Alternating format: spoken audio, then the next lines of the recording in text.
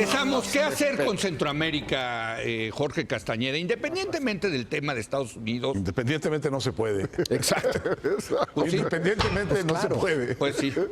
No, yo sé, pero es que fíjate, ya llevamos 9 años aquí por fortuna y siempre hemos dicho hay que hablar de la frontera sur porque en sí merece una discusión. Yo entiendo que no se puede hablar de la frontera sur sin hablar de Estados Unidos, y ya nos cayó, digamos, ¿no?, el peso de la frontera sur a México por la presión de Estados Unidos.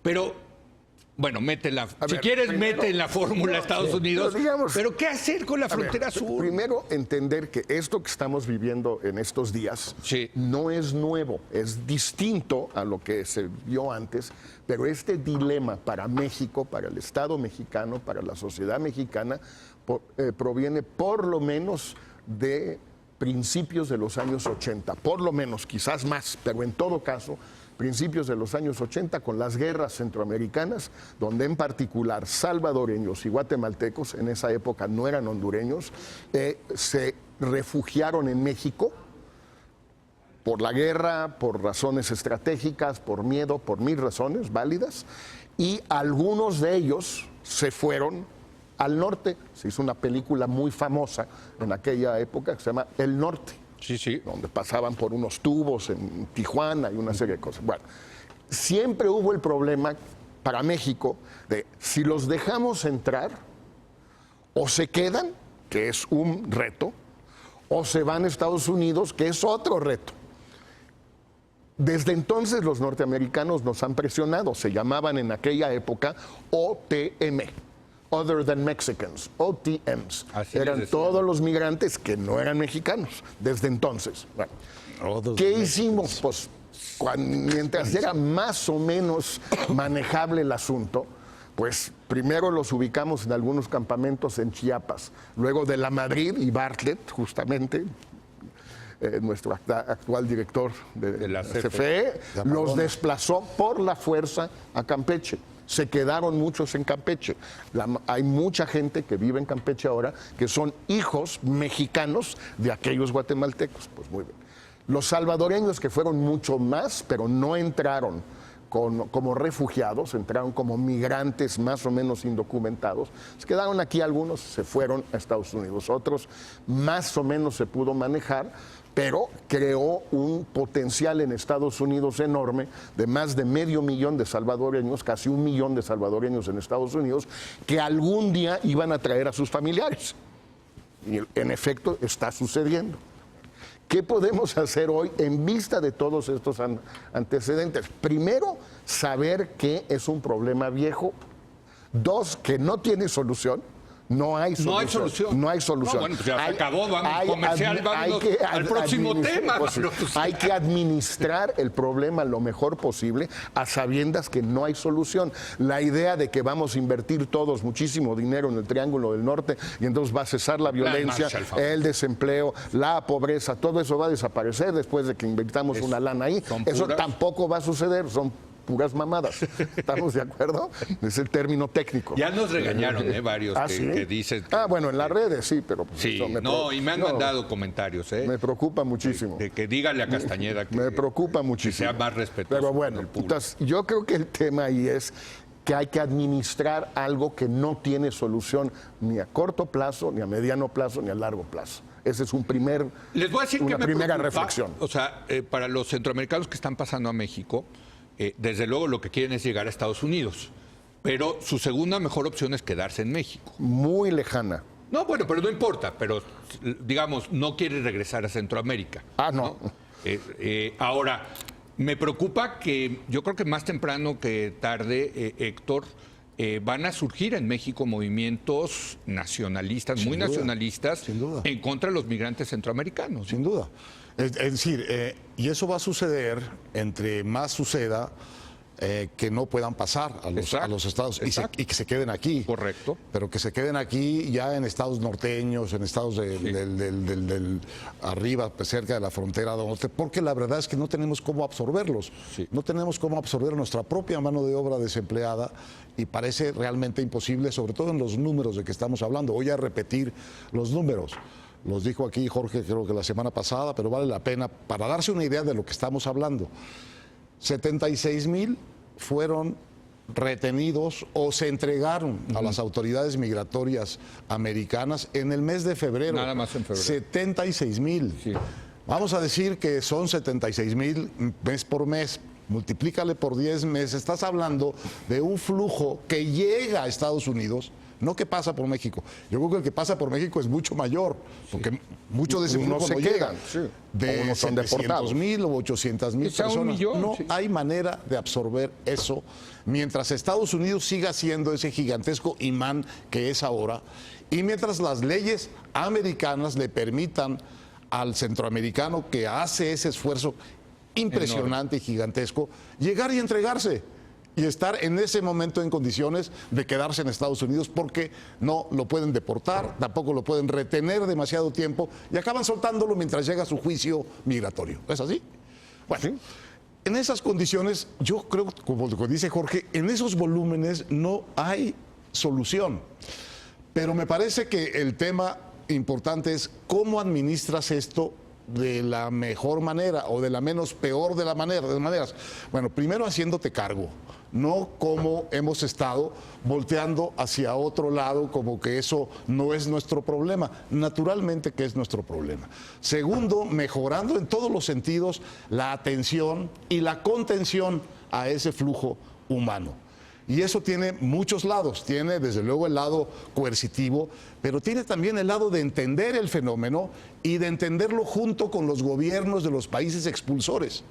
A mí me parece que un entendimiento con Centroamérica en términos de qué es lo que está sucediendo y que ellos entiendan las dificultades de México y nosotros entender las realidades de esos países, no digo que vaya a resolver el problema, pero va a crear un ambiente, por lo menos, Leo, en donde se puede conversar el problema con cierta solidez. Para eso lo que hace falta en realidad es una decisión de reconocer públicamente el tamaño del problema y decir públicamente las limitaciones que tienes para administrarlo, ya no digo para resolverlo. Cuando hablamos de Centroamérica, el otro día yo me sorprendí de mi propia pobre idea de lo que es Centroamérica. Me preguntaron en un desayuno que como cuántos habitantes tendría Centroamérica. Y yo dije, pues como 20. No, tiene 50. Más, ya. Son 50, ¿cuántos son? Pues son alrededor de 60, según yo. Sí, hasta dónde llegues, Bueno, incluyes a Panamá o no. Tiene una población per cápita más densa que México. Sí. O sea, es un pedazo de humanidad enorme, importantísimo. Yo creo que es la hora que no hemos empezado mínimamente a entender. No digo el público mexicano en general, sino los gobiernos. ¿Qué son esos países? ¿Qué es Guatemala? ¿Cuáles son sus diferencias con Honduras, El Salvador? ¿Qué pleitos, qué dificultades tienen interna? ¿Y qué tienen como perspectiva económica? Porque es verdad que no se puede resolver la economía centroamericana desde México, pero la verdad es que son economías pequeñas en donde una inversión también pequeña sí puede hacer una diferencia importante. Lo mismo que una inversión pequeña en infraestructura. Ahí está todavía tirado el plan México-Panamá, del que no se ha avanzado creo que 1 kilómetro. Bueno, ahí está. Puebla-Panamá. ¿Por qué no recoger todas esas cosas y pensar con seriedad desde el punto de vista de las políticas públicas, desde un punto de vista académico, qué se puede hacer para entender mejor esto y para conversarlo entre los gobiernos? Porque yo no he oído que se hayan reunido los gobiernos a hablar de esto, ¿no?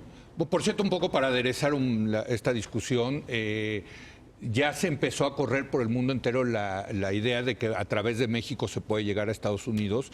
Y ya vimos notas de pocos africanos, ¿no? Pero tratando de entrar por México para llegar a Estados Unidos. Pero no tampoco cubanos, ¿eh? No, cubanos son muchísimos. Cubanos son muchísimos. Pero bueno, eso adereza un poco más también esta discusión. Aunque Javier. creo que es importante decir que el grueso de las personas que llegan sin documentos a Estados Unidos llegan por avión. Sí. Digo otra vez, porque si no estamos alimentando, digo, sé que hay un problema, sé que hay un reto, pero no hay que alimentar la demagogia. Y hasta ahorita de Trump. todos los terroristas han llegado por avión, ¿eh? Ni uno se ha colado por la frontera de México también, ¿no? Yo sí creo que una solución es impensable sin la participación de Estados Unidos, pero el problema es que precisamente la participación de Estados Unidos en Centroamérica es lo que ha generado buena parte de estos problemas a lo largo de las décadas, ¿no? Entonces, precisamente por eso, porque es impensable una solución sin Estados Unidos, pero Estados Unidos y su intervención en Centroamérica ha sido históricamente parte del problema, que tiene que participar México. Y tiene que participar Colombia, y tiene que participar la OEA, y tiene que participar el BID, y tiene que participar Venezuela, tal vez no esta Venezuela, pero en abstracto. Es decir, sí es un problema regional, que se tiene que atender de manera regional. Entonces, no solo México y Estados Unidos, yo incluiría a otros, que tanto países como organismos internacionales. Pero ¿están alineados los incentivos, Javier? Ahí yo creo que sí. O sea, yo sí creo. Quien han escrito mucho sobre esto y lo señala una y otra vez es Villalobos, Joaquín Villalobos, que dice o México se pone las pilas y ayuda a resolver esto o se va a meter en serios problemas. México como país, olvídate frente a Estados Unidos, México como país. Además está el problema bilateral. Sospecho, todo esto empezó primero entre Salvador y Honduras, ¿no? Porque antes se salían de El Salvador y se iban a Honduras. Ahora ya después se vinieron a México y a Estados Unidos, ¿no? Pero es un problema regional y sospecho, me imagino que la selva para llegar a Venezuela o Colombia, igual el paso es más complicado, no sé, pero sospecho... No hay paso entre Panamá y Colombia, ¿no? El famoso Darién, que es una frontera la brecha natural. de Darién, Sí. tapón. El tapón de Darién, ¿no? No es que no lo puedes decir. Pero yo sí creo, en términos de drogas, en términos de crimen organizado, yo sí creo que es un problema regional y se necesita una solución regional. Ahora es penoso lo poco que sabemos los mexicanos de Centroamérica. Pero mira, Bueno, déjenme rápido hacer una pausa y seguimos con este debate fascinante de qué hacer, qué debe hacer México con Centroamérica. Regresamos en un momento más.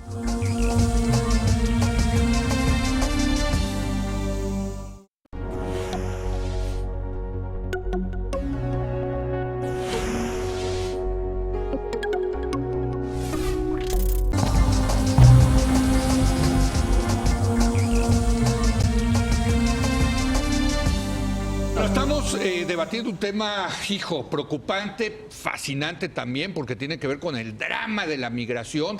Por cierto, es un fenómeno mundial, hay que también decirlo, ¿no? O sea, no es nada más exclusivo de lo que está pasando entre México y Estados Unidos. En fin, Europa está lleno de todos esos temas. ¿Tú querías decir algo, Jorge? Un tema que también sí me preocupa es que no podemos en México llegar a cualquier tipo de buena administración del asunto si volvemos a prácticas de otra época.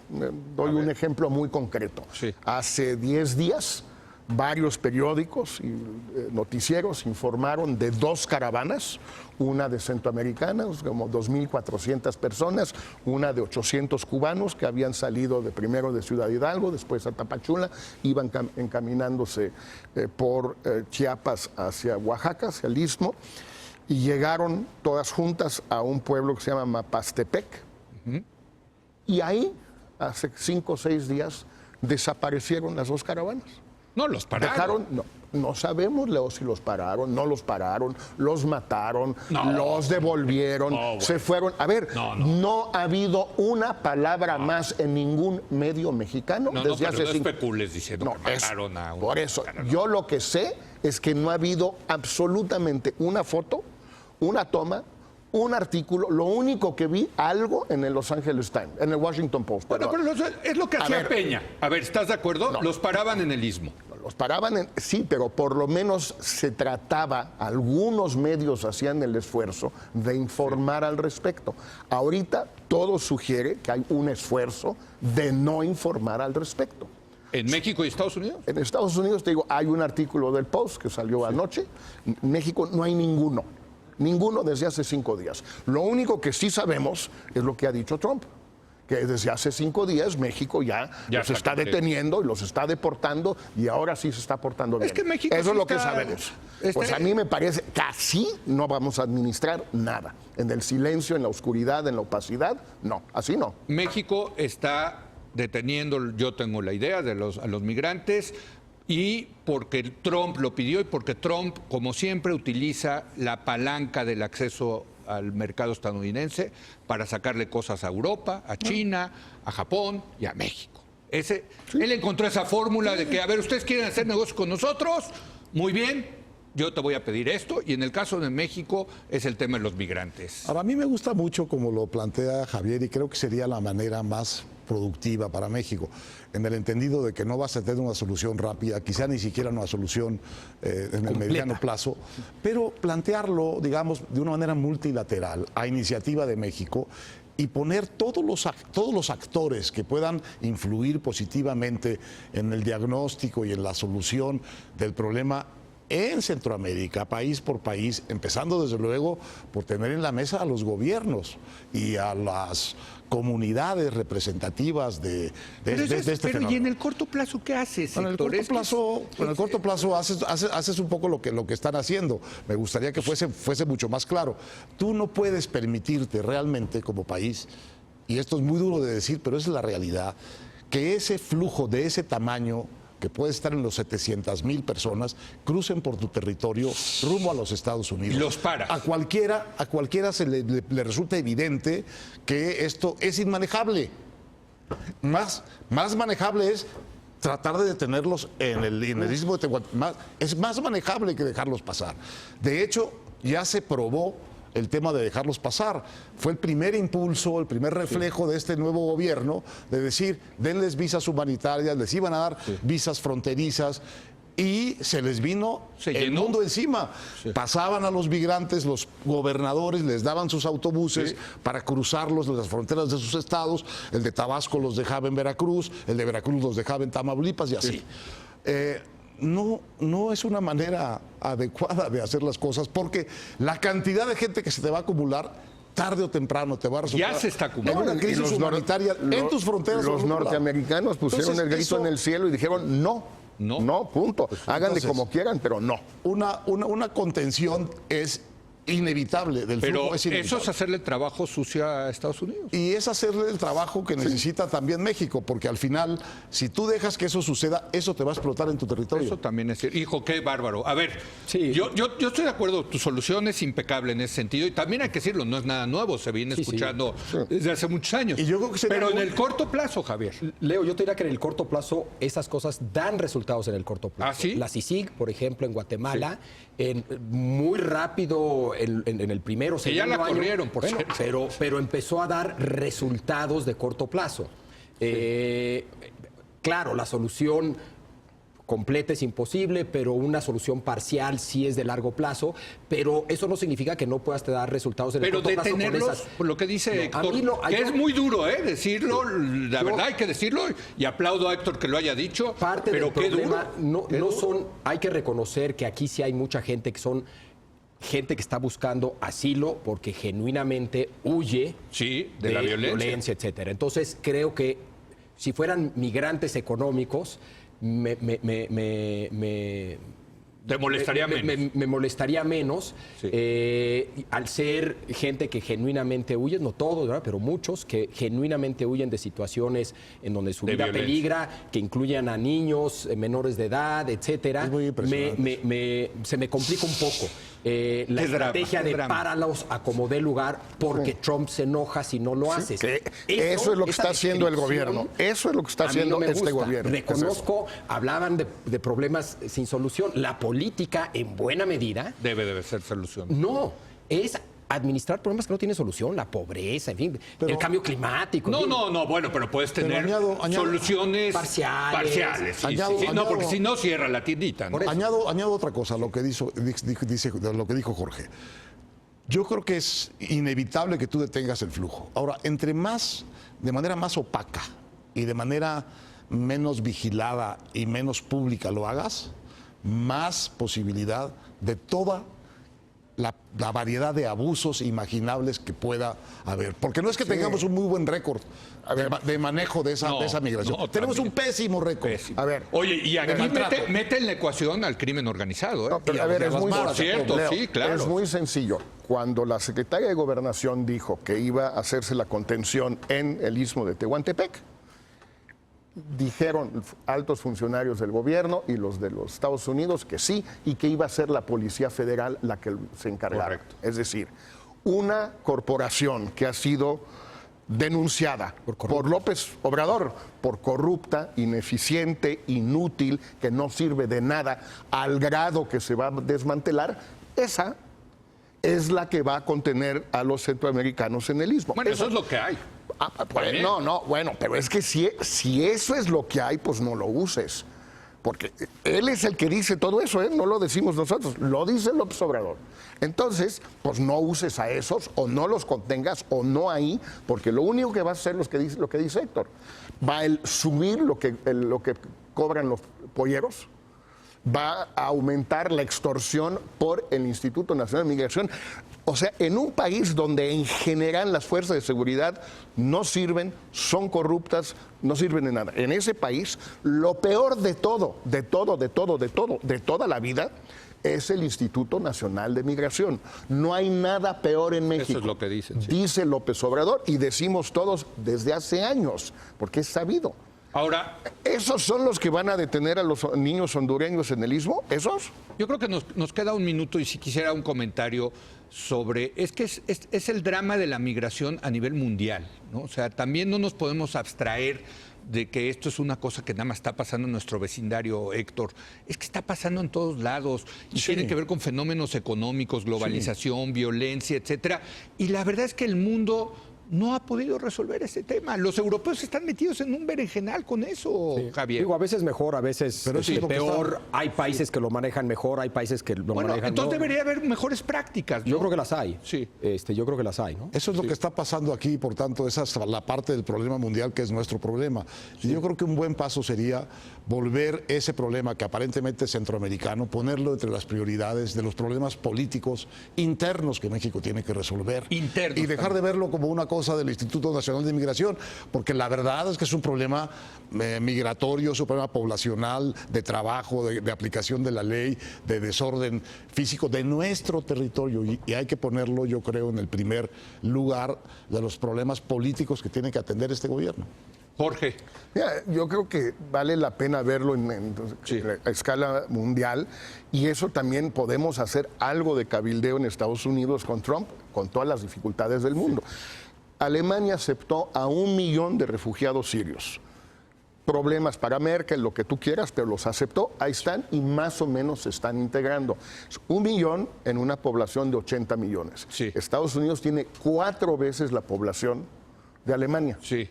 Están armando todo este ligote por algunos cientos de miles de centroamericanos. Es decir, en términos cuantitativos, es mucho menor que el flujo sirio en Alemania. Eso también hay que decírselo a los americanos. Es muy difícil decirle cualquier cosa a Trump. Es muy difícil, ya lo sé, Leo. Pero si no dices nada, porque ese es el otro problema, tú mismo te has puesto un bozal aquí, pero un bozal allá. Porque no aparece un funcionario mexicano en la televisión norteamericana hablando de estos temas, ni en defensa propia, ni uno. Todavía el sexenio pasado, de vez en cuando mandaban a Videgaray. Aquí, o sea, es el bozal. Y tú pones el caso de Alemania y ve lo que le ha costado a Merkel esa decisión. Sí, le costó, le costó, pero ahí va. No. Pero resurgió el nacionalismo alemán, Dios mío, que es de los peorcitos, venía mano. resurgiendo. ¿No? Y, Yo estoy de acuerdo. Yo creo que a la larga va a beneficiar a Alemania. Muchísimo. Entonces, y al partido de Merkel. Yo además diría que algo hay que hacer en Centroamérica. Lana, apoyo institucional, etcétera. Por más que no van a resolver de inmediato nada. No, pero sí pinta. Hijo, qué tema, ¿eh? Qué tema. Bueno, los dos temas, la verdad, estuvieron muy buenos. Gracias, Héctor. Leo. Gracias, Jorge. Gracias, Javier. Ahí le encargamos a Javier, ahora que nos vayamos de vacaciones. Aquí van a seguir ustedes. Vamos a hablar de Brexit. Van a hablar de Brexit, ahora sí. En una de esas. Cuando decidan los ingleses qué fecha. ¿Qué quieren hacer? Se va el neoliberal de la mesa, entonces ya pueden hablar de Necesitan una sacudida. estatismo y de las cosas que les gusta a ustedes. Eso. Bueno, gracias a ustedes por habernos acompañado. Yo los espero mañana en punto a las 10 de la noche, cuando otra vez sea la hora de opinar. Aquí nos vemos.